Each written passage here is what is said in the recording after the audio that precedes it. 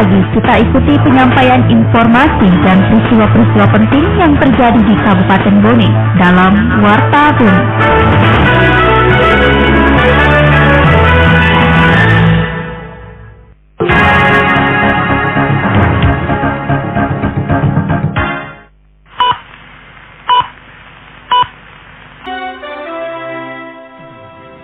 Pukul 7 waktu Indonesia Tengah, Radio Republik Indonesia dalam Warta Bone Sari Berita. Momen Hari Lanjut Usia Nasional 2024, Dinas Pengendalian Penduduk dan Keluarga Berencana mendorong agar lansia lebih produktif. Petugas PPS di 6 desa di Bone dilakukan penunjukan langsung. Inilah Warta Bone selengkapnya dibacakan oleh Arfiani Arif.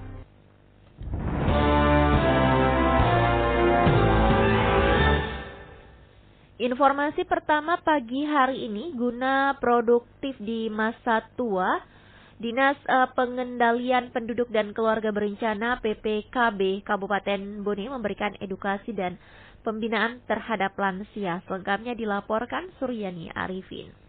Hari Lanjut Usia Nasional 2024, Kepala Dinas Pengendalian Penduduk dan Keluarga Berencana PPKB Kabupaten Bone, Muhammad Rizal, memberikan edukasi dan pembinaan keterampilan kepada kelompok lansia di Kabupaten Bone. Disebutkan, lansia dilibatkan melalui pembinaan keterampilan seperti menganyam dengan menggandeng stakeholder terkait. Hal ini dilakukan sebagai upaya mendorong kelompok lansia menjadi lansia tangguh. Selain itu, pembinaan keterampilan juga untuk membuat kelompok lansia tetap aktif dan produktif di masa tuanya. Setiap dia produktif, sehat, karena ada namanya sekarang lansia tangguh.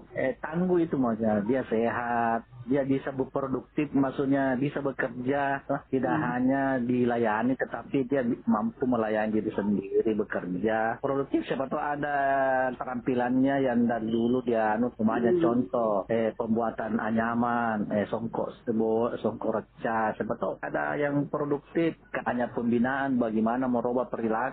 Ditambahkan Rizal, dengan diberikannya edukasi terhadap lansia, diharapkan ada peningkatan kesehatan lansia, sehingga lansia dapat hidup mandiri. Polres Bone imbau masyarakat waspada dan patuh terhadap aturan lalu lintas dengan intensnya kejadian laka lantas yang terjadi di wilayah Bone. Selengkapnya dilaporkan Ahmad Kahfi. Dalam 2 minggu terakhir, wilayah Kabupaten Bone telah diguncang oleh 4 kecelakaan lalu lintas. Rangkaian kejadian tragis ini menyoroti pentingnya kewaspadaan dan keselamatan di jalan raya. Seperti kecelakaan yang terjadi di Jalan Poros Bone Makassar, tepatnya Dusun Gilingeng, Desa Ulawang Cinong, Kecamatan Ulawang, Kabupaten Bone. Kecelakaan ini melibatkan kendaraan roda 4 yang bertabrakan dengan kendaraan roda 2 saat hendak menyalip di jalan menurun. Dari peristiwa tersebut, 1 korban jiwa dan 1 orang mengalami luka-luka yang langsung dilarikan ke rumah sakit terdekat. Menanggapi peristiwa laka lantas tersebut, Kanit Gakum Satlantas Polres Bone, Andi Samswalam, mengatakan pihaknya mencatat adanya peningkatan jumlah kecelakaan lalu lintas di wilayah hukum Polres Bone, sehingga membutuhkan perhatian bersama. Karenanya, masyarakat dihimbau untuk lebih waspada dan patuh terhadap peraturan lalu lintas. Untuk daerah rawan kecelakaan, yang mana daerah yang jalan yang black spot, artinya yang sering terjadi laka, itu jalan Poros ke Bonewajo, kemudian dari yang dalam kota jalan Jenderal Sudirman sampai Amayani, Haryono, naik ke atas ke perbatasan. Intinya jalur ke Makassar dan jalur ke Sinjai. Di 3 jalur tersebut kami sudah memasang spanduk himbauan kepada masyarakat. Bahkan beberapa pekan ini Satuan Lalu Lintas Polres Bone sudah beberapa kali turun ke jalan melakukan edukasi atau himbauan kepada masyarakat untuk tertib berlalu lintas. Masyarakat juga diharapkan dapat berperan aktif dalam menjaga keselamatan di jalan raya dengan berpartisipasi dalam kampanye keselamatan lalu lintas yang rutin diadakan oleh pihak kepolisian. KPU Kabupaten Bone melakukan penunjukan langsung petugas PPS di 6 desa karena kurang peminat. Selengkapnya dilaporkan Ayunia Nindiati. Komisi Pemilihan Umum KPU Bone melakukan penunjukan langsung panitia pemungutan suara atau PPS di sejumlah kelurahan desa yang ada di Kabupaten Bone karena kurangnya pendaftar. Koordinator Sosialisasi, Pendidikan Pemilih, Partisipasi Masyarakat dan SDM KPU Bone, Abdul Aziz menyebutkan 6 desa yang dimaksud yakni Desa Batu Putih, Bonto Masunggu, Poliondro, Barakae, Kelurahan Cenrana, dan Desa Watang Cani. Ia mengungkapkan alasan dari 6 desa ini kurang peminatnya karena akses yang jauh. dan jumlah SDM di daerah tersebut rendah, sehingga pihak KPU Bone bekerja sama dengan aparat desa melakukan penunjukan langsung sebanyak 6 orang, masing-masing 1 orang di 1 desa. Asis mengungkapkan, memang di 6 desa ini selalu dilakukan penunjukan langsung, baik di Pilkada tahun 2009 dan tahun ini juga. Ya, ada 6 orang yang kita lakukan itu perekrutannya melalui kerjasama antar desa. Jadi kita melibatkan kerjasama antar desa penunjukan. Karena desa tersebut sampai pada saat akhir pendaftaran sudah diperpanjang 1 kali, masih kurang dari angka yang dibutuhkan.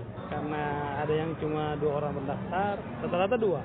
Makanya ada desanya itu desa Batu Putih, desa Bonto Masunggu itu Teluk Limpoe, lalu kemudian desa Poleondro dan desa Baraka itu di Kecamatan Lamuru, lalu Kelurahan Cenrana di Kecamatan Cenrana, dan desa Watancani untuk Kecamatan Bontecani. Itu 6 orang total semua. Sebelumnya, Komisi Pemilihan Umum Bone telah melantik 1.116 panitia pemungutan suara untuk 372 kelurahan desa yang ada di Bone. Pelantikan PPS untuk Pilkada Bone tahun 2024 ini merupakan badan ad hoc terbanyak di Sulawesi.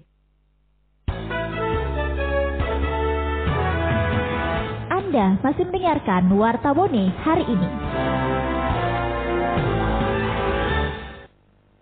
Peringatan Hari Sejuta Kiblat 2024 dipusatkan di Lapangan Merdeka Kabupaten Bone. Selengkapnya dilaporkan Suryani Arifin. Kementerian Agama Kabupaten Bone berkolaborasi dengan Fakultas Syariah dan Hukum Islam IAIN Bone melaksanakan kegiatan Sejuta Kiblat di Lapangan Merdeka Bone kemarin. Kepala KUA Kecamatan Tanetiriatang Kabupaten Bone Abdul Wahid Arif mengatakan, kegiatan Sejuta Arah Kiblat dilaksanakan guna memperingati Hari Sejuta Kiblat 27 Mei kemarin, tepatnya pukul 17:18 waktu Indonesia Tengah. Dijelaskan, Hari Sejuta Kiblat yang memanfaatkan fenomena istiwa azam atau rasdul kiblat, yaitu posisi matahari yang melintas tepat di atas Ka'bah. Pihaknya melakukan pengukuran arah kiblat untuk memastikan arah kiblat sebagaimana edaran Kementerian Agama Republik Indonesia. Untuk wilayah Kecamatan Tanetiriatang dipusatkan di Lapangan Merdeka Bone. Kita bersyukur hari ini pemerintah telah menetapkan tanggal 27 Mei tahun 2024 pas jam 17:18 di mana arah kiblat atau matahari pas di posisi di atas Ka'bah. Khusus dari kantor urusan agama Kecamatan Tanetiriatang, alhamdulillah memang saya perintahkan tersebar baik di rumah atau di warkop atau di masjid supaya bisa beramai dengan bersama masyarakat dan jamaahnya.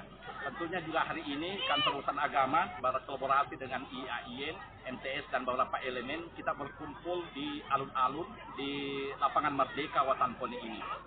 Kita sudah menetapkan dan menentukan arah kiblatnya yang sebenarnya. Dari hasil alat atau tiang yang digunakan untuk menentukan arah kiblat di Lapangan Merdeka Bone, ditemukan bahwa posisi bayangan tiang yang memanjang ke timur sedikit miring ke utara, menunjukkan bahwa posisi matahari di ufuk barat pada saat itu sedikit ke selatan, tidak lurus atau sejajar kantor rumah jabatan Bupati Bone, namun sedikit serong ke selatan.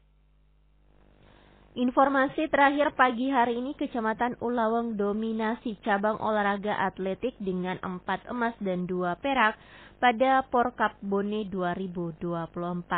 Selengkapnya dilaporkan Ahmad Kahfi. Pertandingan cabang olahraga atletik Pekan Olahraga Kabupaten Porkap Bone 2024 resmi dimulai kemarin di Stadion Lapatau Matanatika, Watan Bone.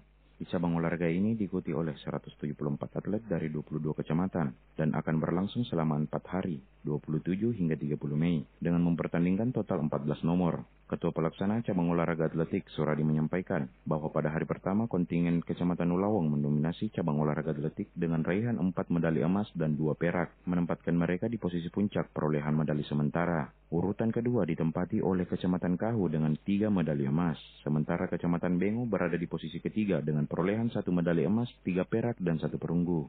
Medali emas Kecamatan Ulaweng diraih oleh atlet-atlet andalannya, Dewi Sinta dalam nomor lompat jauh putri, Muhammad Ridho Anugrah dalam nomor lempar cakram putra, Nur Atera dalam nomor lari 800 putri, dan Harmawati dalam nomor lari 200 meter putri. Baik, untuk cabang olahraga atletik diikuti 174 atlet terdiri dari 14 nomor. Jadi hari ini ada 8 nomor. Jadi insyaallah besok dilanjutkan lagi nomor 100 meter. 100 meter itu dibagi babak 1, seri 1, seri kedua. Kecuali nomor teknik, lompat jauh, tolak peluru, lempar landing, lempar cakaran itu putra putri langsung final. Adapun nomor yang akan dipertandingkan besok yaitu lempar lembing putra putri, lari 5.000 meter putra putri, lari 400 meter putri, dan lari 100 meter putra putri, serta lompat jangkit putra putri.